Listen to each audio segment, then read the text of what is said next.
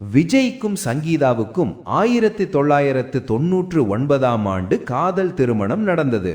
இந்த தம்பதியருக்கு 2 குழந்தைகள் உள்ளனர்.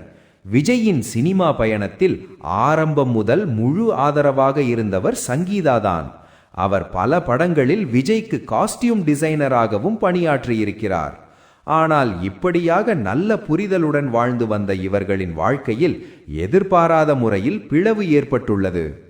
விஜய் மீது தொடர்ந்து புகார்கள் அளித்த சங்கீதா விவாகரத்து வழக்கும் தொடர்ந்திருப்பது பெரும் அதிர்ச்சியை ஏற்படுத்தியுள்ளது.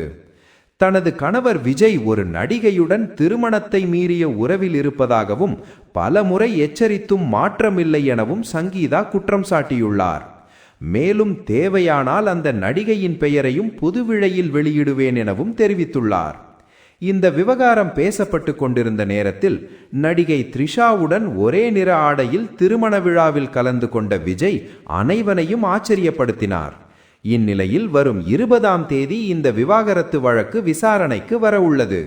இதற்கிடையில் அரசியல் பிரச்சாரத்தின் போது விஜய் செய்த ஒரு செயல் தற்போது சமூக வலைதளங்களில் வைரலாகி வருகிறது.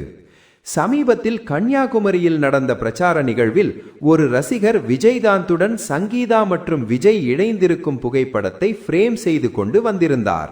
அந்த பெரும் கூட்டத்திலும் அந்த புகைப்படத்தை கவனித்த விஜய் அதை வாங்கி சில நொடிகள் அமைதியாக பார்த்து கொண்டிருந்தார். அந்த பார்வையில் ஒரு ஏக்கம் தெரிந்தது.